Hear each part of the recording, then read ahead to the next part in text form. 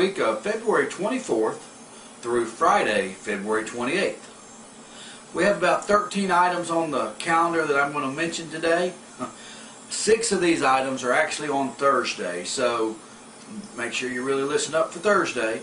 But going through the first part of the week, on Monday we do have an athletic signing. That signing is at 2:30. That signing is in the auditorium.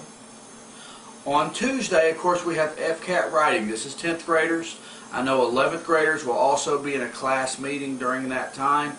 We've been publicizing what's going on about the FCAT writing organization this year, which has changed quite a bit. We will be in that writing mode, the entire campus, that first period writing block, for about the first 90 minutes of the day. And then we'll release and get our second and third period as shorter periods, so by fourth period we'll be back onto a normal schedule. But we'll have everybody in a holding pattern across the entire campus starting at 9:15 in the morning. 10th graders will be in testing, 11th graders will be in a class meeting, seniors and freshmen will be in their normal first period classes. On Wednesday, we will do FCAT makeups for kids that missed the actual assessment on Tuesday. I also have the first day of 2 different professional development activities. One will be on Wednesday, one will be on Thursday. It'll be the same activity both days, but you can attend either one of them if you choose to attend at all. These activities will be about appropriate cooperative learning activities to have in your classroom. So we'll be doing that Wednesday morning at 8:30 in the Media Center, and Thursday morning 8:30 in the Media Center. We'll do the same thing both days. Again, you can choose to attend both. You can choose not to attend either. These are for those of you that want to dig deeper into cooperative learning or grouping activities. You can attend these if you'd like. Also on Wednesday, actually that's it for Wednesday as I look here. Let's move to that very busy Thursday. Another athletic signing in the afternoon at 1:30. Now a lot of times these activities, you may be wondering, why don't you do all these on the same day? Well, we try to get the colleges or universities here, so a lot of times we're dependent on when they can be here. So we have one Thursday, 1:30 in the auditorium. We have a book party. We actually have 2 book parties Thursday. One, the students that have signed up for this book party will attend during the normal time. They would be in the cafeteria during their lunch period. So we have Mr. Rowell doing one during 4th period. Actually, during all 3 lunches, he'll be doing a little book party where kids during that lunchtime can come to his book party. And then I see Mrs. Marsh has one in the library at 1:30 that afternoon. I think they're each doing a different book, and I would assume that they're different kids attending these different parties. We have a Parents Plugged In meeting from 6 to 8 Thursday evening. Mrs. Austin and I are reaching out to the parents of a group of our at-risk graduate 9th graders. You remember our at-risk graduates are those that failed both FCAT math and reading at the 8th grade. We actually have 149 9th graders that fit that criteria.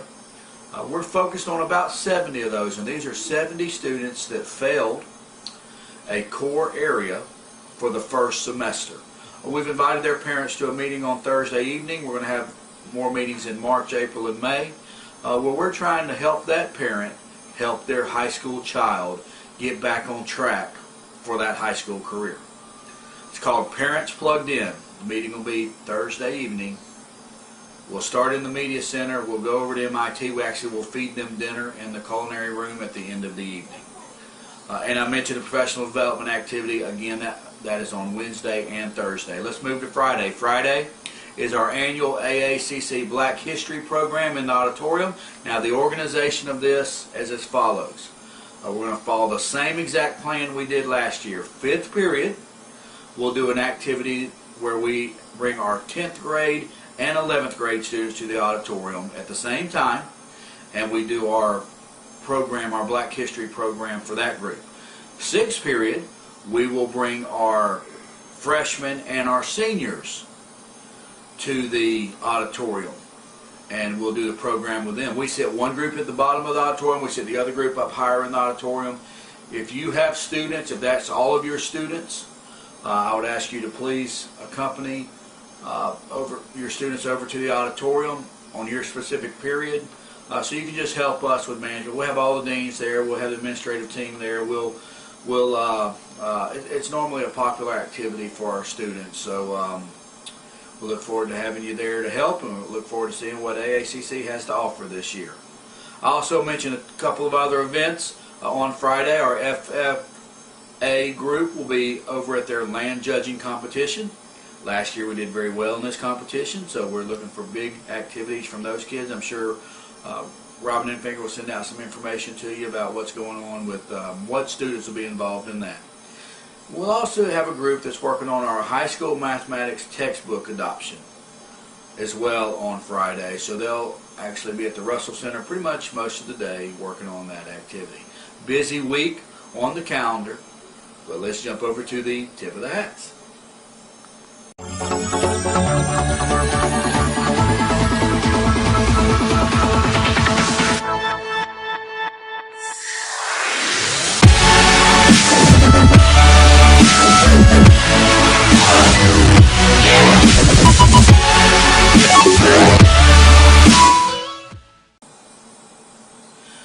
Hello, and welcome to this week's Tip of the Hat segment.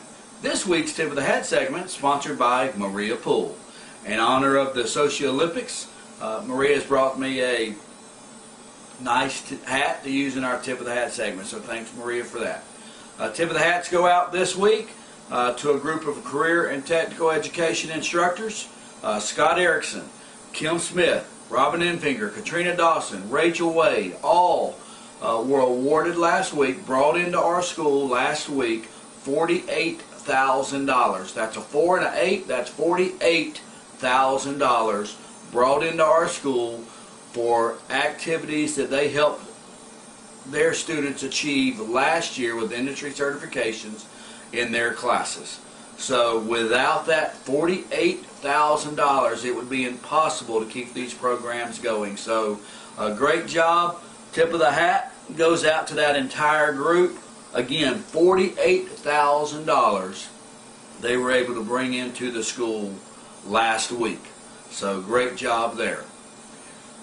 My last tip of the hat for this week goes out to a very special individual, and I'm going to throw some pictures up on the screen behind me as I'm doing this tip of the hat for him real quick.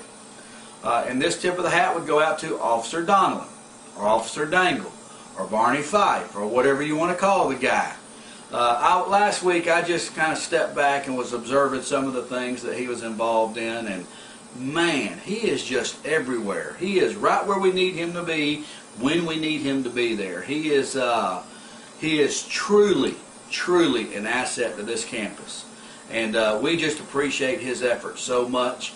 He's positive, he's engaged with students, he comes up with ideas. There's just so many things he's involved in on this campus that most folks do not even realize, that really makes us appreciate what a very effective resource officer can bring to a campus. So Officer Donlin, I would like to say a tip of the hat to you, and great job. Keep up the good work. Gang, a busy week. We get FCAT started this week at Milton High School, and we're going to do great. Have a wonderful week.